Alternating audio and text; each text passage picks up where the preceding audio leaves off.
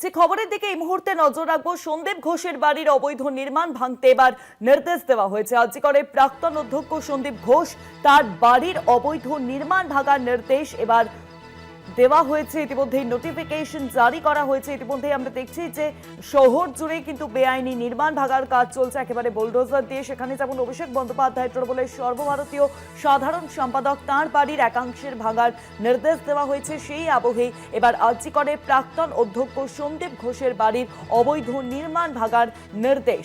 করে প্রাক্তন অধ্যক্ষ সন্দীপ ঘোষ তার বাড়ির অবৈধ নির্মাণ ভাঙার নির্দেশ দেওয়া হয়েছে। আপনাদের আরো একবার জানাবো, সন্দীপ ঘোষের বাড়ির অবৈধ নির্মাণ ভাঙতে এবার নির্দেশ দেওয়া হয়েছে রাজ্য সরকারের তরফে। সন্দীপ ঘোষের বাড়ির অবৈধ নির্মাণ ভাঙতে নির্দেশ।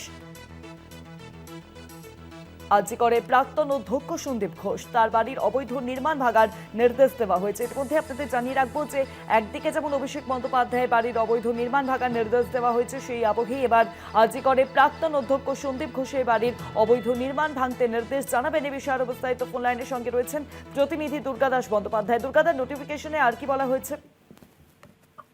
দেখো, আরজিকর কাণ্ডের সঙ্গে যুক্ত ডক্টর সন্দীপ ঘোষ এবং সন্দীপ ঘোষের পাশাপাশি তার স্ত্রীর নামে একটি ডেমোলিশন অর্থাৎ 401-এর নোটিশ সার্ভ করা হয়েছে এবং যেখানে বলা হয়েছে 83 Badan Roy lane, ward number 33, borough 3, for violating rules 133 and 134 of building rule 2009। অর্থাৎ তার দ্বিতলের ওপর একটি লোহার স্ট্রাকচার করে সেখানে ব্রিক ওয়াল তৈরি করে একটি অবৈধ নির্মাণে একটা অংশে অবৈধ নির্মাণ যেটা করেছিল, সেই নির্মাণ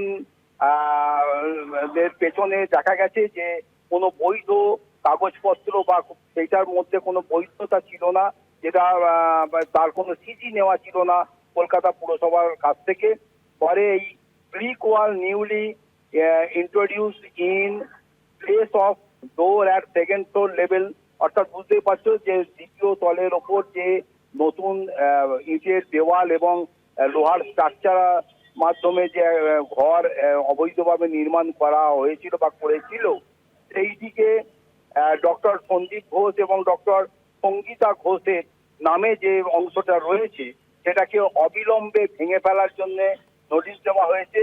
এবং শুধু তাই নয়, এই নোটিশে বলা হয়েছে যে এটা যেমন ওই অবৈধ অংশটি ভেঙে ফেলতে হবে অতি দ্রুত, এবং যদি নিজেরা না ভেঙে ফেলে, যদি কলকাতা পুরসভার পক্ষ থেকে এই ভাঙা কাজটি করা হয়, তাহলে এই ভাঙার সমস্ত খরচ বা ব্যয়ভার বহন করতে হবে সন্দীপ ঘোষকে। পাশাপাশি নতুন কেস থেকে শুরু করে সমস্ত কাগজপত্রের যা ডকুমেন্ট সন্দীপ ঘোষের কাছে এবং সঙ্গীতা ঘোষের কাছে রয়েছে, তা নিয়ে অতি দ্রুত বড় 3-তে বিল্ডিং ডিপার্টমেন্টের আধিকারিকের সঙ্গে যোগাযোগ করে তার কাছে সেটি দাখিল করতে হবে। এবং পাশাপাশি একটা বিষয় বলে রাখা ভালো যে এই বর্তমান সরকার ক্ষমতায় আসার আগে থেকেই বিজেপি নেতৃত্বাধীন নেতারা যে কথা বারবার বলছিলেন যে অবৈধ লেনদেন থেকে শুরু করে অবৈধ ভাবে নির্মাণ থেকে শুরু করে যে কোনো অবৈধ যা কিছু আছে তার বিরুদ্ধে যে তারা ব্যবস্থা নেবে এবং সেটার জন্য যারা কাল বিলম্ব করবে না। এই একের পর এক, অর্থাৎ তুমি দেখেছো যে কয়েকদিন আগেই তৃণমূল কংগ্রেসের সর্বভারতীয় সাধারণ সম্পাদক অভিষেক বন্দ্যোপাধ্যায়ের লিপস অ্যান্ড বাউন্স এবং তার নামের যে বাড়ি এবং কলকাতায় একাধিক জায়গায় তার যে প্রপার্টি রয়েছে, এই সমস্ত জায়গাতেও কিন্তু কলকাতা পুরসভার পক্ষ থেকে ডেমোলিশন নোটিশ এবং এই 401-এর নোটিশ পাঠানো হচ্ছে। ফলে কেউ যে পার পাবে না, এবং যারাই কিন্তু বিগত সরকারের বা বর্তমান তৃণমূল কংগ্রেস নেতৃত্বাধীন পুর বোর্ডের ছত্রছায়া থেকে তাদের কাছ থেকে বৈধতা ছাড়াই যে সমস্ত অবৈধ কাজকর্ম যারা করেছে, তার কিন্তু তারা ফুটকালা পাবে না।